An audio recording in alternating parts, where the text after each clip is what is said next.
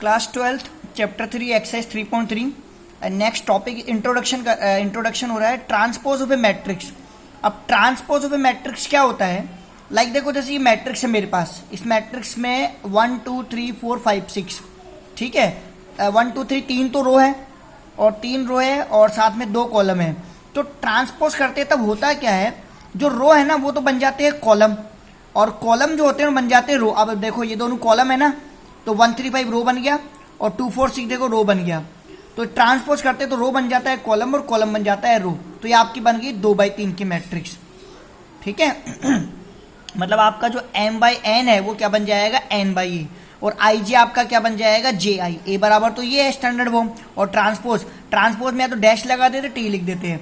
अब इसकी प्रॉपर्टीज देखो ट्रांसपोज की, अगर किसी भी मैट्रिक्स का 2 बार ट्रांसपोज करूंगा तो वापस से वो मैट्रिक्स आ जाएगी। देखो ये मैट्रिक्स ए है, इसका ट्रांसपोज करा तो रो, ये बता दिया ना मैंने आपको, रो बन गया कॉलम, कॉलम बन गया रो। इसका वापस से ट्रांसपोज करा तो वापस से वही मैट्रिक्स बन गई, ठीक है। अब देखो नेक्स्ट प्रॉपर्टी, किसी कांस्टेंट नंबर को मैट्रिक्स से इनटू करे फिर ट्रांसपोज करो तो कांस्टेंट नंबर तो ले लो कॉमन और ये मैट्रिक्स का ट्रांसपोज हो जाएगा। तो ये ए का ट्रांसपोज है, पीछे बता ही रखा मैंने, इसको 5 से इनटू कर दिया तो सारे एलिमेंट 5 से इनटू हो गए, डन। यहां देखो, अगर a प्लस बी का मैं ट्रांसपोज करूंगा तो उसकी प्रॉपर्टी होगी a transpose plus b transpose, ठीक है ना। और ये एडिशन तभी होती है जब ये क्या होती है, सेम ऑर्डर की होती है। तो ये 2 मैट्रिक्स है, इन दोनों को मैंने प्लस कर लिया, 1 + 5 6, 2 + 6 8, बाकी ये भी एज इट इज, तो 10 और 12।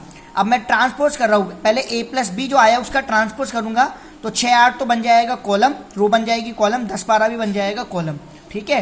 अब देखो a का ट्रांसपोज करो, 1 2 3 4 है तो रो बन गई कॉलम, कॉलम बन गया रो, 1 2 3 4। सेम फॉर बी के लिए हो जाएगा बी ट्रांसपोज। अब इसको प्लस कर लो आप, a transpose plus b transpose, 1 और 5 6, 3 और 7 10, 2 और 6 8, 4 और 8 12, सेम आंसर आ गया। अगर a इंटू बी का ट्रांसपोज करूंगा तो किसके बराबर आएगा, b transpose into a transpose के। ये a है ये b है, इंटू कर दो r1 को c1 से, बता चुका हूं मैं आपको पीछे की वीडियोस में इंटू कैसे करते देख लो। एक एलिमेंट बता रहा हूं, 1 को 5 से इंटू करा 5 प्लस 2 को 7 से इंटू करा 14, 5 + 14 कितना हो गया 19। ऐसे r1 को c2 से इंटू करूंगा तो 22 आएगा, r2 को c1 से इंटू करूंगा तो 43 आएगा, r2 को c2 से इंटू करूंगा तो 50 आएगा। अब आ जाओ यहाँ पर इसका ट्रांसपोज, ए बी का ट्रांसपोज, तो आप देख लो रो और कॉलम इंटरचेंज हो जाएंगे, आपके इंटरचेंज हो गए। अब ये ए का ट्रांसपोज, ये बी का ट्रांसपोज, अब इनको इंटू करो, बी ट्रांसपोज और ए ट्रांसपोज को इंटू करो तो इसका r1 इसके c1 से इंटू होएगा। देख लो आप, 5 × 5 प्लस 6 × 2 12, सॉरी 7 × 2, 6 × 2 नहीं 7 × 2 14, 14 5 19, ठीक है। ये पहला एलिमेंट आ गया। ऐसे r1 को c2 से इंटू कर देना, दूसरा एलिमेंट आ जाएगा, r2 को c1 से इंटू करूंगा तीसरा एलिमेंट, r2 को c2 से इंटू करूंगा चौथा एलिमेंट, बराबर वैल्यूज है। अब देख लो आप टाइप्स ऑफ मैट्रिक्स, पहले है सिमेट्रिक मैट्रिक्स। सिमेट्रिक मैट्रिक्स में क्या होता है, ए का ट्रांसपोज करने पर वो वापस से ए के बराबर ही आता है, तो उसको सिमेट्रिक मैट्रिक्स बोलते हैं। और ये किसके लिए अप्लाई होता है, सिर्फ और सिर्फ स्क्वायर मैट्रिक्स के लिए, ठीक है। देखो आप, ये ए है 1 2 2 2, जब मैं इसका ट्रांसपोज करूंगा तो 1 2 रो है कॉलम बन के 1 2, 2 2 रो है कॉलम बन के 2 2, सेम आ गया। इसके सिमेट्रिक मैट्रिक्स में क्या होता है, ए का ट्रांसपोज किसके बराबर आता है, -a के, ये भी स्क्वायर मैट्रिक्स के लिए लगेगा, ठीक है। ए का ट्रांसपोज किसके बराबर आएगा, -a के। अब स्क्वायर मैट्रिक्स है तो इसका मतलब है आई और जे बराबर है। मेरा कहने का मतलब है ए का ट्रांसपोज का मतलब है AJI किसके बराबर होगा, -AIJ के, और आई और जे बराबर है तो इसका मतलब है AII किसके बराबर हो जाएगा, -8II के।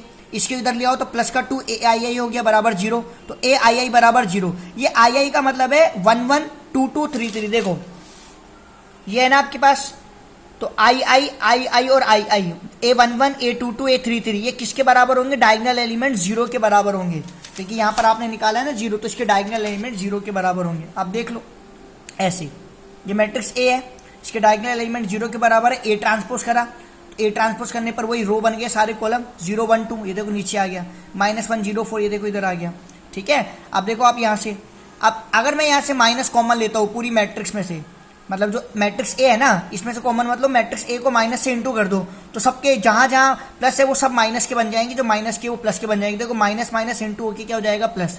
भाई माइनस को माइनस से इंटू करूंगा प्लस हो जाएगा, माइनस को माइनस से इंटू करूंगा प्लस हो जाएगा, तो ए ट्रांसपोज -a के बराबर हो गया, ठीक है। अभी देखो नेक्स्ट,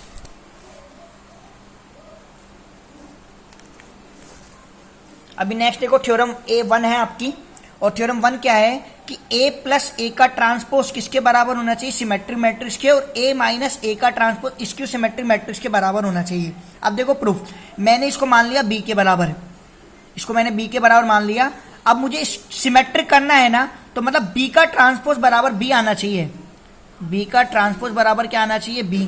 तो मैंने बोथ द साइड ट्रांसपोज ले लिया, तो B ट्रांसपोज बराबर A प्लस ए ट्रांसपोज का ट्रांसपोज। तो B transpose as it is property पड़ी थी, ट्रांसपोज दोनों पे अलग अलग लग जाएगा, ये तो ट्रांसपोज हो गया, डबल ट्रांसपोज से ये आ गया, तो वापस से वही तो आ गया, तो आ गया ना B ट्रांसपोज बराबर B, पहला प्रूफ हो गया।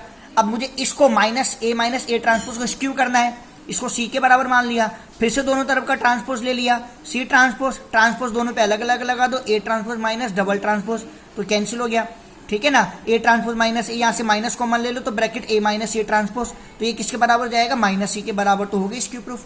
नेक्स्ट है थ्योरम, और इसका स्टेटमेंट क्या है वो देखो, आपका स्टेटमेंट क्या है, थ्योरम 2 है, any square matrix can be express as the sum of symmetric and skew symmetric. ये जो है ना, सम स्क्यू और सिमेट्रिक और स्क्यू सिमेट्रिक के सम के फॉर्म में लिख सकते हैं किसी भी मैट्रिक्स को।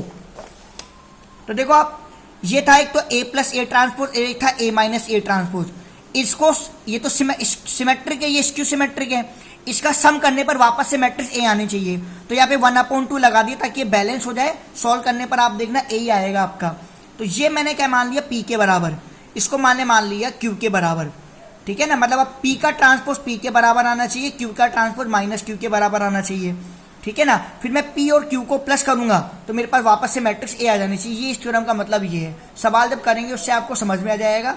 आई होप आपको समझ में आया होगा। प्लीज मेरे चैनल को लाइक करें, सब्सक्राइब करें। Thanks for watching.